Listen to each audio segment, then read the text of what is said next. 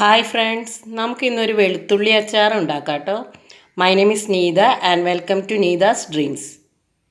വെളുത്തുള്ളി അച്ചാർ ഉണ്ടാക്കാനായിട്ട് ആദ്യം തന്നെ നമുക്ക് പാനൊന്ന് ചൂടാക്കിയിട്ട് വെളിച്ചെണ്ണ ഒഴിച്ചു കൊടുക്കാം. വെളിച്ചെണ്ണേനേക്കാൾ നല്ലത് നല്ലെണ്ണയാട്ടോ. ഇതിപ്പോൾ ഞങ്ങൾക്ക് നല്ലെണ്ണ അത്ര ഇഷ്ടമല്ല, അതുകൊണ്ടാണ് ഞാൻ വെളിച്ചെണ്ണ ഉപയോഗിക്കുന്നത് കേട്ടോ. നല്ലെണ്ണയാണ് അച്ചാറുണ്ടാക്കാൻ എപ്പോഴും നല്ലത് കേട്ടോ. നമുക്ക് എണ്ണ ചൂടായ ശേഷം ആദ്യം തന്നെ നമുക്ക് കടുക് പൊട്ടിക്കാം. അതിന് ശേഷം നമുക്ക് ബാക്കിയുള്ള കാര്യങ്ങൾ നോക്കാം കേട്ടോ. കടുക് പൊട്ടിയ ശേഷം നമുക്കിത് ഇഞ്ചി ചെറുതായിട്ട് അരിഞ്ഞതാട്ടോ. ചെറുതായിട്ട് അരിഞ്ഞ ഇഞ്ചി ചേർക്കാം. ഇതും കുറച്ച് പച്ചമുളകും കൂടി ആദ്യം ചേർത്ത് വഴറ്റണം കേട്ടോ. എന്നാലാണ് വെളുത്തുള്ളി അച്ചാറിന് ഒരു സ്വാദ് ഉണ്ടാവുള്ളൂ. ഇഞ്ചി നല്ല ചെറുതായിട്ട് അരിയുക കേട്ടോ. നല്ല ചെറുതായിട്ട് അരിയുക. അതുപോലെ പച്ചമുളകും വട്ടത്തിൽ ചെറുതായിട്ട് അരിയുക. പച്ചമുളകും ഇഞ്ചി നമ്മൾ വഴറ്റിയിട്ടോ.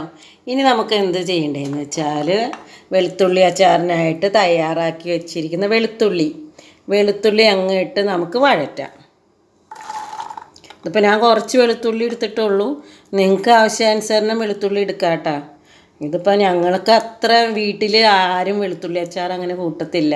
എൻ്റെ മോന് മാത്രം ഇഷ്ടമുള്ളൂ. അതുകൊണ്ട് ഞാൻ കുറച്ച് വെളുത്തുള്ളി മാത്രം എടുത്തിട്ട് ഉണ്ടാക്കിയാണ്. ഇപ്പോൾ വെളുത്തുള്ളി ഒന്ന് വഴറ്റിയിട്ടുണ്ട് കേട്ടോ. എന്തൊക്കെയാണ് വഴറ്റിയതപ്പോൾ? വെളുത്തുള്ളിയും പച്ചമുളകും ഇഞ്ചിയും കൂടിയാണ് നമ്മൾ ആദ്യം വെളുത്തുള്ളി അച്ചാറിന് വഴറ്റിയത്. ഏറ്റവും ആദ്യം എന്തൊക്കെ ചെയ്തെന്ന് പറഞ്ഞാൽ കടുക് പൊട്ടിച്ചു. അത് കഴിഞ്ഞിട്ട് നമ്മൾ പച്ചമുളകും ഇഞ്ചിയും ചെറുതായിട്ട് അരിഞ്ഞത് വഴറ്റി. അത് കഴിഞ്ഞ് നമ്മൾ വെളുത്തുള്ളി ഇട്ടു അല്ലേ. ഇനി നമുക്ക് ചെയ്യേണ്ടത് എന്താണെന്ന് പറഞ്ഞാൽ കുറച്ച് ഉപ്പും മഞ്ഞൾപ്പൊടിയും മുളക് പൊടിയും ചേർക്കാം കേട്ടോ. അപ്പോൾ മുളക് പൊടിയും മഞ്ഞൾപ്പൊടിയൊക്കെ ഈ വെളുത്തുള്ളിക്ക് അനുസരിച്ച് ചേർത്താൽ മതി, നിങ്ങളുടെ ഇഷ്ടത്തിനനുസരിച്ച്. മഞ്ഞൾ ഞാൻ അധികം അങ്ങനെ ചേർക്കാറില്ല കേട്ടോ. എനിക്ക് അത്ര മഞ്ഞളിൻ്റെ കുത്ത് ഇഷ്ടമല്ല. എന്നാലും മഞ്ഞൾ നമ്മൾ എല്ലാ കറിയിലും ചേർക്കണം കേട്ടോ. അണുനാശിനിയാണല്ലോ മഞ്ഞൾ ചേർത്ത് കഴിഞ്ഞാൽ എന്ത് കീടങ്ങളൊക്കെ മാറും, എന്തൊക്കെ പറയുക, അണുക്കളൊക്കെ ഉണ്ടെങ്കിൽ അതൊക്കെ പോകുന്നല്ലേ പറയണേ.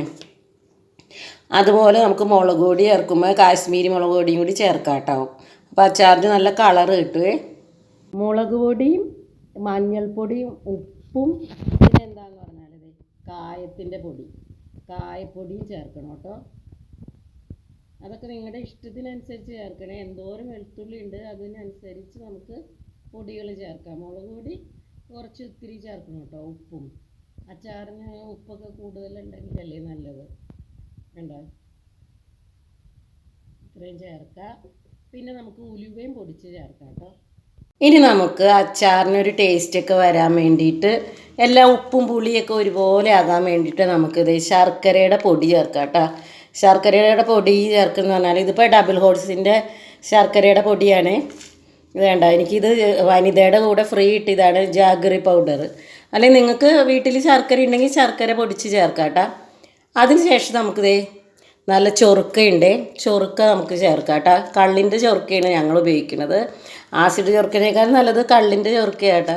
അപ്പോൾ ചൊറുക്കയും കൂടി ചേർത്ത് കഴിയുമ്പോൾ അച്ചാർ നല്ല രുചിയായിരിക്കും. നമ്മൾ വിനാഗിരി ഒഴിച്ച ശേഷം നമുക്കൊരു 5 മിനിറ്റ് ഒന്ന് അച്ചാർ വഴറ്റാം കേട്ടോ. എന്നിട്ട് ഇത് അച്ചാറുകൾ ആറിയ ശേഷം വേണം കുപ്പിയിലാക്കാൻ.